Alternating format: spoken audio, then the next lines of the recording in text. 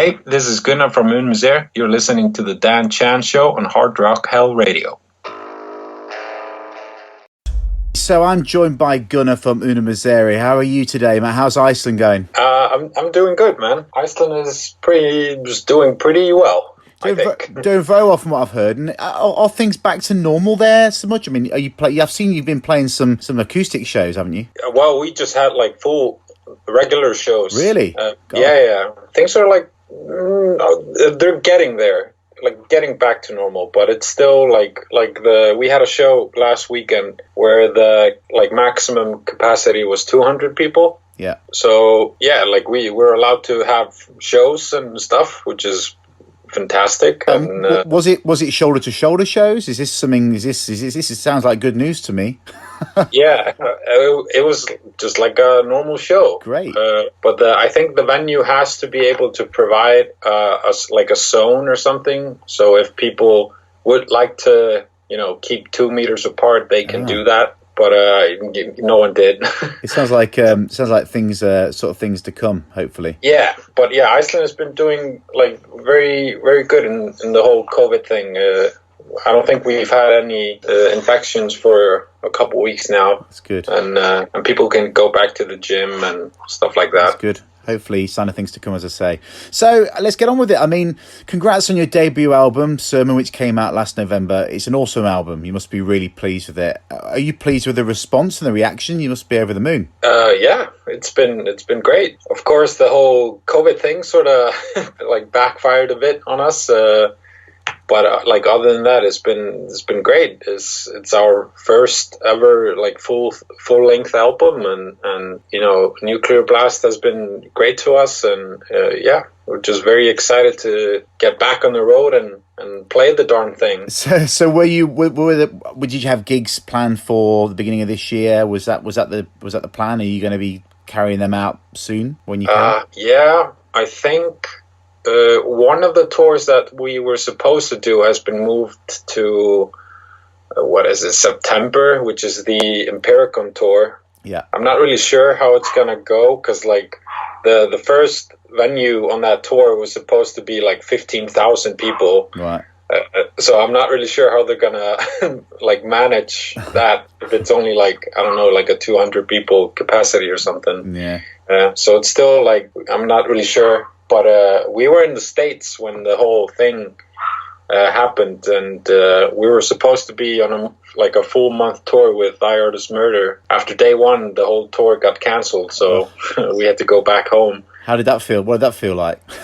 It was great, I can tell you that. Yeah, I mean, it was a bit of a bummer, but it's a pandemic. You can't really. No one saw it coming, did they? And it was going to. Yeah, it's no one's fault or anything. So it can't be something that you're like you can't hold it against anyone. No, Of course not. So it is what it is, and hopefully we can just go back to the States when we're allowed.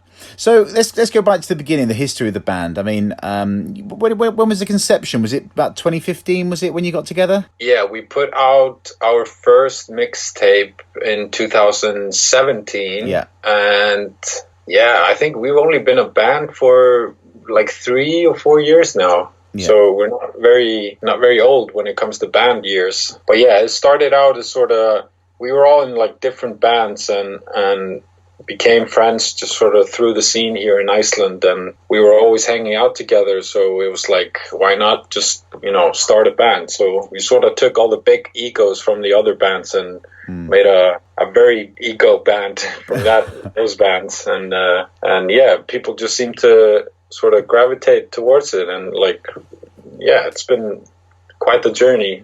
So you class yourselves as a DIY band. You have a job for everyone outside of the music. Is this good to keep the artistry and content close to you so you have full control? It can be a blessing and a curse. We're like sort of at this point today where it's like it can be a bit hard to sort of manage all the elements by yourself. Yeah. Because like we're signed to a big label, and of course they have opinions about things and stuff, and it's not like that we don't take opinions from anyone or stuff like that. Like we have a great manager as well, so we do get like advised on a lot of things. But yeah, it is important to us. Like for me personally, I do all the filming and sort of like take care of sort of the aesthetic things of the band. I think it's purely out of just like, I don't really trust anyone else to do it. Like I have a very clear vision for the band when it comes to sort of the visual aspect of it. But yeah, we have collaborated with a bunch of people throughout time, and we would like to still do that. But yeah, I would say it's pretty important to us to sort of keep tabs on everything ourselves, you know. I think it's so easy to let it go as well, isn't it? Then you're completely out of your control. I know you've done so you're the camera guy. So I mean, and you've got that visual. I mean, there's a lot of vids for this album, isn't there? Yeah, and I mean the plan was to just make a video for every song, and been sort of just, I don't know. There, like I said, there's a lot of stuff going on, and so like I might be like the video guy, but there's also like so many other aspects of the band, you know, when it comes to merch designs and just like answering, you know, mails and everything, but we try to sort of divide it between us so everyone has like their own little thing to do. I do like the whole video thing that obviously Metallica did, and I know Secrets of the Moon have done it on their last album where they've got a video for every track. Is that purely for the social side of it? Would you say social medias? No, like it's probably like 0% for the social media side of it. Really? Yeah, like for me, music is like a very visual thing. Like yeah, of course.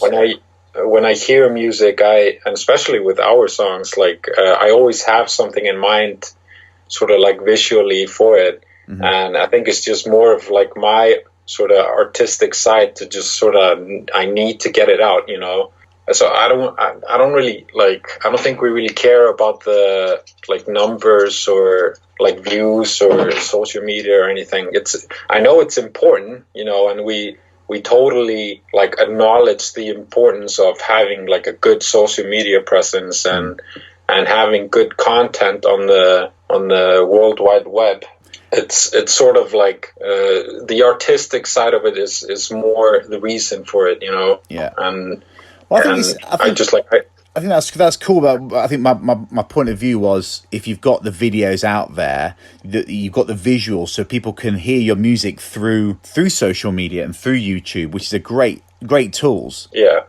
So I mean, I've been to Iceland. It's one of my favourite places. I love the place. What's the scene like there, or do you feel you have to travel out of the country to find your fan base? No. The scene here is very active, and like I said, we just played 2 shows last weekend, both Friday and Saturday, and we sold out both shows. Amazing.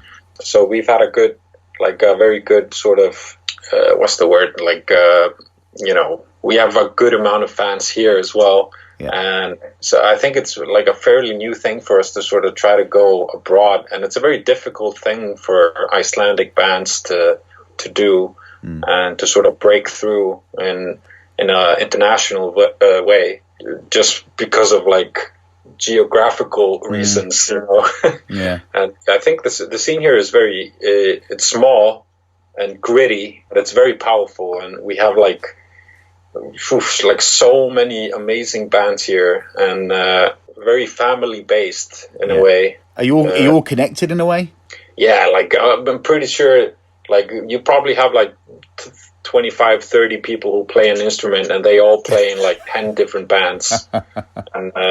And everyone shares a band member here and there. But that's the great thing about it, you know, and everyone is sort of friends with everyone. And it's really sort of magical to see. So with the band name, I mean, Icelandic band names, it can be quite tricky for people like me trying to pronounce them on air.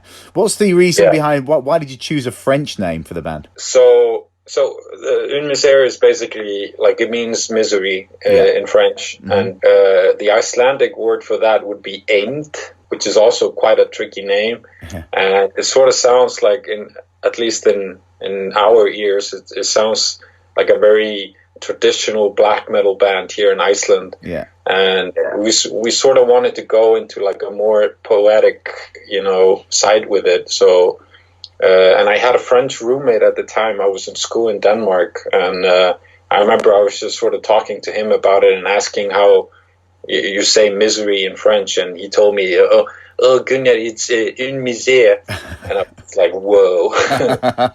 So, does that sum up the theme of and the image of the band? Would you say? Yeah, I think it works quite well with it. Like, it sort of has this sort of like mysteriously poetic, sound to it, and there's not really but like I said, like it's like we didn't really make it any easier for us to have like a weird French name instead of like an Icelandic name, because like people mispronounce it all the time, and which is totally fine. Like that's just part of having like a sort of this like niche sounding band name. Yeah. But yeah, I think it fits very well with sort of like our aesthetic and sound. So what are your personal influences, your go-to influences? What are the band's personal and go-to influences? I'm all over the place, man. I'm pretty sure maybe like 15% of the music I actually listen to is like heavier music. Yeah. And especially with band that I within Misere is like we're like all of us have such a different music taste, and so I think that's also like the reason why we sort of put out the music that we do is you have all these different influences and stuff. But I would let's see, in the heavier side, I hope I don't butcher the pronunciation of this, but it's a UK band called Conjurer. It doesn't happen very often where like a heavier band like really, really grabs me. But those guys is just like, they're out of this world, and I really, really like them, and I really hope that we get to tour together sometime. We sort of became I wouldn't say friends, but we sort of like know of each other through like Instagram and stuff like that, and that'd be really cool if we could tour with them. And I do a lot of like powerlifting and stuff, so like the heavier the better. Yeah, I get that. So I mean, with things like the sample on Beaten, do you see more of this type of experimental sounds coming into the future production on the next album maybe? So that's pretty cool. I think it's a cool little sample at the beginning there. Yeah, we've been writing a lot of music during the whole COVID thing, and I can promise you that there's a lot of weird stuff on there and a lot of experimenting and stuff, and I'm really excited to sort of go into more that direction, That's cool. Sort of like play with the soundscape that maybe we're not super familiar with, Yeah. I mean, that's why we do what we do, It's just like be creative and have fun with it, Of course. So what's the future for you guys? You play in other bands, right? Do you play in other band as well? I do not know. You don't? Some of the guys do. I think we're all just now in exclusive. Exclusively in Misere. The plan is just hopefully continue our album cycle of Sermon and then just put out more stuff. Get a new album out. Anything for a new album maybe late next year? Hopefully. That'd be pretty dope. That would be pretty cool. But like I said, everything is still sort of in limbo just through, because of the whole COVID thing. But I'm excited to sort of see in the next couple months, like I think we're going to have like a explosion of new music come out. That's cool. And so it's going to be exciting to sort of keep tabs on everything, and but hopefully we'll put out some new stuff hopefully very soon. Yeah, cool. And my last question to you is this comes from something that I've actually done this. Can you honestly say that you're a true Icelandic if you say you don't like rotten shark or schnapp? Because that stuff's disgusting. I can guarantee that you would probably have you tried it? Yes. Yeah. Did you puke? Brennivin, isn't it? Brennivin schnapps? Is it? Absolutely disgusting. The schnapps and the rotten shark, not for me. Yeah, so like we're basically like we have our singer Jon is vegan and I'm a vegetarian. All right, so it's not on the menu tonight then. Yeah, and either of us even drinks. So oh, really, I would say like very bad Icelandic people for sure. It's not ideal. Well, Gunnar, good luck with everything. I can't wait to see you on the road. Cheers, Gunnar. Thank you, man.